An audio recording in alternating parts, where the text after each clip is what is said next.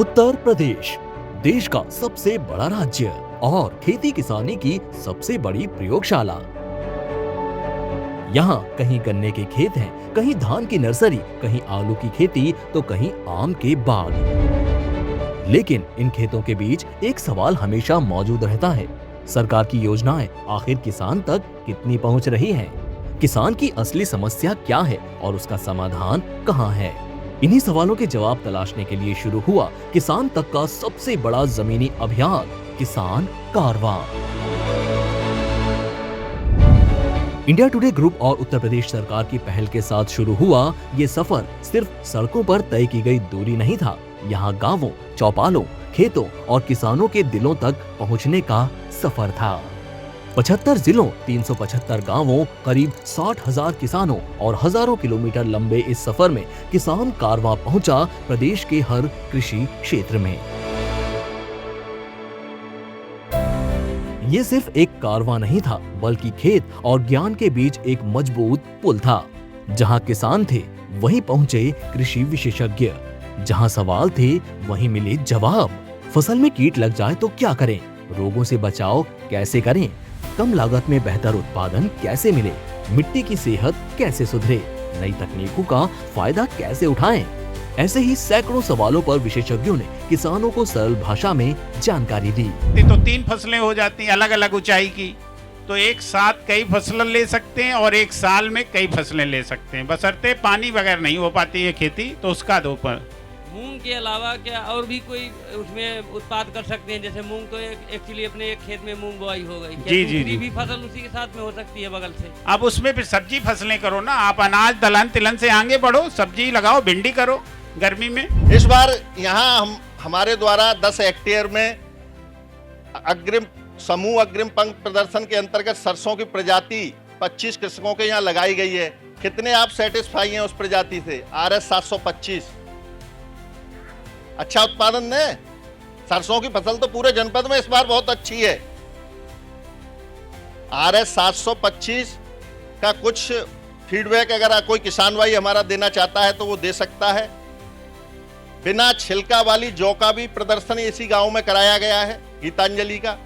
आप लोग वहां से बीज ले सकते हैं। अगर वहां नहीं जाते, अगली साल बुवाई करनी हो, DWR भी 182 भी है, यहाँ छिलका वाली भी है और बिना छिलका वाली भी है। किसान कारवां के मंच पर किसानों ने सिर्फ सुना नहीं, सीखा, समझा और अपने अनुभव भी साझा किए।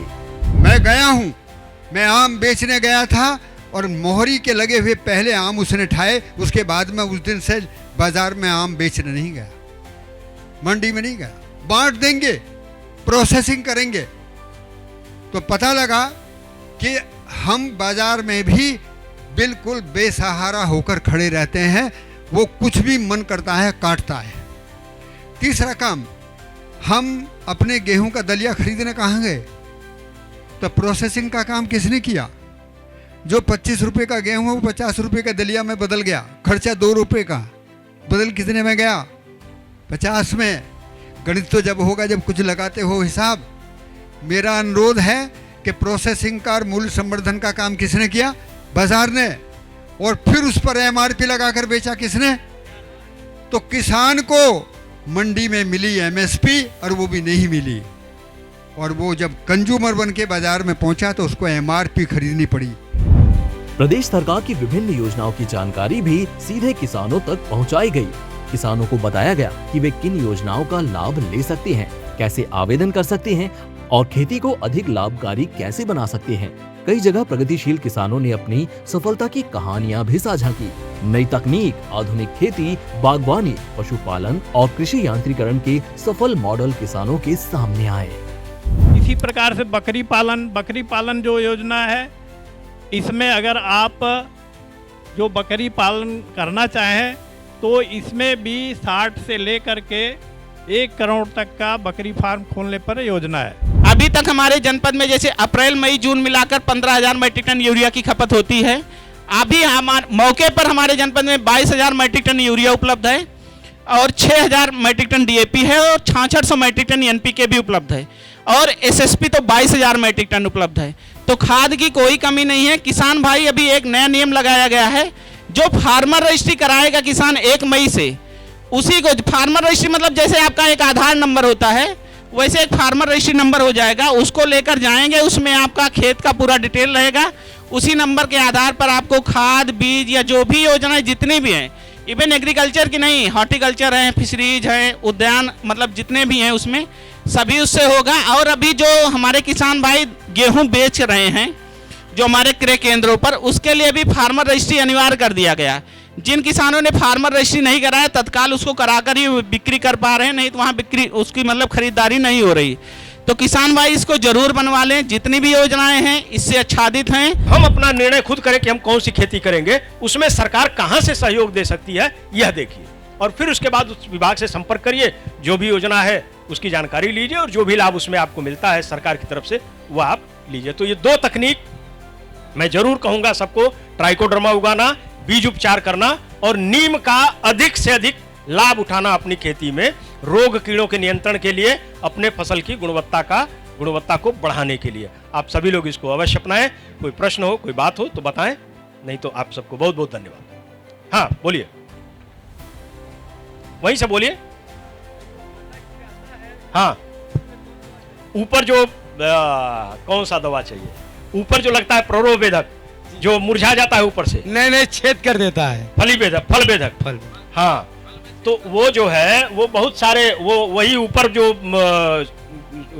प्ररो होता है ना, ऊपरी हिस्सा जो होता है ना, उसको भी नुकसान करता है। इसके लिए दानेदार दवा आती है, क्लोरपाइरिफास या कार्बोसल्फान या क्लोरपाइरिफास। ये दवा जो है पौधे के चारों तरफ की मिट्टी हटा करके उसमें एक एक चुटकी पौधे के आयु के हिसाब से एक एक चुटकी डाल करके मिट्टी चढ़ा दीजिए, ढक दीजिए, ठीक है।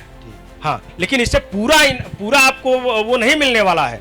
जो ऊपर वाला हिस्सा आपका मुरझा गया है ना, उसको हटाइए, क्योंकि उसको तोड़ के जब देखेंगे तो उसके अंदर कीड़ा दिखेगा आपको, कीड़ा रहता है। तो कीड़ा जहां तक है, जहां तक डाउट है कि यहाँ तक मुरझाया तो कीड़ा यहाँ होगा, उतनी दूर का हिस्सा काट लीजिए, काट करके उसको खेत से बाहर ले जाके मिट्टी में गाड़ दीजिए, ठीक है। उसको नष्ट कर दीजिए। उसको नष्ट नहीं करेंगे तो खाली आप दवा डालते रहेंगे, वो बढ़ता रहे। बहुत परेशान है। हाँ, नहीं वो होता है। कोई पशु गर्भवती है तो जैसे 7वें 8वें महीने में रिक्वायरमेंट ज़्यादा बढ़ते जाती है, बच्चे का डेवलपमेंट होता रहता है तो रिक्वायरमेंट ज़्यादा बढ़ती है, तो उसी हिसाब से आपको राशन की मात्रा 1 किलो बढ़ा देनी है। उसके बाद जब पशु बच्चा दे देता है तो जिस हिसाब से मिल्क रहता है, नॉर्मल मेंटेनेंस के अलावा उसमें भी राशन बढ़ाया जाता है। लगभग 2.5 किलो मिल्क पे 1 किलो राशन बढ़ाते जाना चाहिए। अगर वो 5 किलो दे रहा है तो 2 किलो राशन बढ़ाइए, 7.5 दे रहा है तो 3 किलो राशन, इस तरह से देते रहिए। किसान कारवां के मंच पर एक्सपर्ट्स के साथ ही एक और शख्स की मौजूदगी काफी अहम रही और वो थे जादूगर सलमान, जिन्होंने जादुई अंदाज में किसानों को योजनाओं और तकनीकों की जानकारी देकर कभी हंसाया, कभी गुदगुदाया और कभी अनोखे अंदाज में समझाया। बहुत ही प्यारा कार्यक्रम आपके बीच में, हंसते हंसाते कुछ जगाने, कुछ बताने, कुछ दिखाने आए। सभी किसान भाइयों से निवेदन है, आपकी आय 2 गुनी कब होगी? जब आप छोटी छोटी चीजों का ध्यान रखेंगे। सबसे पहले खेती करते हैं तो आपकी पैदावार इतनी हो रही है, ठीक। छोटी छोटी चीजों का अगर ध्यान रखेंगे तो आपकी पैदावार बढ़ेगी। कैसे देखिएगा, ठीक। अपने मिट्टी की जांच करा ली, आपकी पैदावार बढ़ जाएगी, क्योंकि लागत कम मुनाफा ज्यादा होगा। बजाओ ताली, है ना। इतना ही नहीं है, अगर खेती करना है तो अपने दरवाजे पर जानवर अवश्य पालिए, आपका और फायदा। बजाओ ताली, हाँ फायदा होगा आपका। ए भाई, सरकार से जुड़े हैं, किसान सम्मान निधि में केवीके कृषि विभाग से जुड़े रहेंगे तो आपका और फायदा होगा। बजाओ ताली, है ना, ठीक। बदल बदल के अगर दाल रोटी रोज आपको खिलाई जाए तो आपके शरीर में बहुत सी बीमारियां हो जाएंगी। इसीलिए आप बदल बदल के भोजन बनाते हैं, कभी अरहर की दाल, कभी आप लोग पनीर की सब्जी, कभी आप बथुआ बनाते हैं। क्यों? क्योंकि आपको भी ऐसी तरह धरती में आप चक्र वाली जब भी बात चल रही थी ना, तो बदल बदल के खेती करें तो आपका फायदा होगा। वही धान गेहूं करते रहेंगे, मिट्टी की जांच कराएंगे नहीं, जानवर पालेंगे नहीं, नुकसान हो जाएगा, फिर जितने रसो उतने जाओगे, है ना। इसलिए आपसे निवेदन है, मिट्टी की जांच कराइए, जानवर पालिए, खूब फायदा होगा। बजाओ ताली। किसान कारवां का सबसे बड़ा संदेश यही रहा कि जानकारी ही सबसे बड़ी ताकत है। जब किसान तक सही समय पर सही जानकारी पहुंचती है तो खेत की तस्वीर भी बदलती है। और परिवार की खुशहाली भी बढ़ती है। प्रदेश के अलग अलग हिस्सों में किसानों के उत्साह और सहभागिता ने ये साबित कर दिया कि उत्तर प्रदेश का किसान नई तकनीक अपनाने और आगे बढ़ने के लिए पूरी तरह तैयार है। एफपीओ में मुझे सरकार द्वारा अनुदान पे फार्म मशीनरी बैंक मिली है, जिसमें 12 लाख अनुदान मिला है।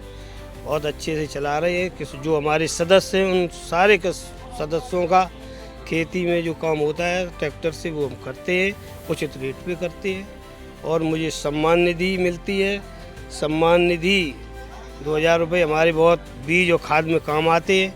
मैं प्रधानमंत्री जी का बहुत बहुत आभार व्यक्त करता हूँ। मेरे को जो किसानों से संबंधित जैसे पेंशन है या किसान निधि है या खाद बीज हैं, ये सभी चीज़ें अधिक उपलब्ध हो रही हैं, समय समय पर मिल रही हैं और जानकारी भी मिलती है। उनके कर्मचारी लोग आते हैं, जानकारी भी देते हैं, खेतों का निरीक्षण भी करते हैं। ये सभी सहूलतें होते हुए पहले जैसे मेरे खेत में 4 कुंटल 5 कुंटल लहा होती थी तो अब 7 कुंटल हो जाती है। 10 कुंटल गेहूँ होते तो 12-14 कुंटल गेहूँ हो रहे हैं और मंडी पर समय से जाते हैं और हमारा बिकता है और हमको पैसा उपलब्ध होता है समय से। सरकार से साहब बहुत लाभान्वित मिल रहा है। केसीसी की सुविधा पूरी उपलब्ध है और बिजली के लिए भी माफ़ी चल रही है। बिल का कोई ट्यूबवेल का बिल फ्री चल रहा है और डीएपी की भी मारामारी सुन रहे थे, पर्याप्त मात्रा में यूज करने के लिए मिली है। ऐसी कोई दिक्कत नहीं हुई है खास। निश्चित रूप से किसानों को बहुत लाभ मिल रहा है क्योंकि 90% की सब्सिडी है, चाहे वो रूटावेटर है, चाहे वो कल्टीवेटर है, चाहे वो कंबाइंड है, जितने भी हमारे कृषि यंत्र हैं स्प्रे मशीन से लेके और बड़ी मशीन तक, वो सारी सरकार उन पर सब्सिडी दे रही है। किसानों को बहुत इसमें राहत मिल रही है क्योंकि अगर 100 रुपये की कोई वस्तु आ रही है और 90 रुपये सरकार दे रही है, 10 रुपये में हमको देने पड़ रहे हैं, इससे अच्छी योजना शायद नहीं हो सकती। तो किसानों का बहुत भला हो रहा है इस योजना के साथ। बहुत धन्यवाद देना चाहूँगा इस योजना के लिए भी सरकार को। पहले की सरकारों की अपेक्षा जो वर्तमान में सरकार है, इनका काम खेती के प्रति जो है, जो भी चाहे आपका कृषि यंत्र का मामला हो, चाहे खाद बीज का हो, तो उस मामले में काफ़ी सुधार हुआ है और काफ़ी उन्नति भी हुई है। मुझे जब से ये सरकार आई है हर चीज़ की सुविधा मिल रही है, 2000 रुपये की भी। और मूंग, मक्की और गन्ना की मैं खेती करता हूँ और ऑर्गेनिक अपना कैश खाद बना के उससे ही। हाँ, कोई भी दवाई मैं नहीं डालता। बहुत बदलाव हो, पहले कुछ ना हो। राशन मिलेगा तो पैसा जाया करते, तब राशन फ्री राशन में लोग खाते हैं। पहले पैसा जाया करती राशन पे, कोई पैसा जा रहा हो जाते फ्री मिल रहा है। सरकार बढ़िया कर रही काम। किसान कारवां का ये सफर पूरा हो चुका है, लेकिन किसानों को जागरूक करने, नई जानकारियां पहुंचाने और खेती को और समृद्ध बनाने का ये अभियान आगे भी जारी रहेगा, क्योंकि समृद्ध किसान ही समृद्ध प्रदेश की पहचान है। किसान तक का किसान कारवां, क्योंकि खाना है तो उगाना है।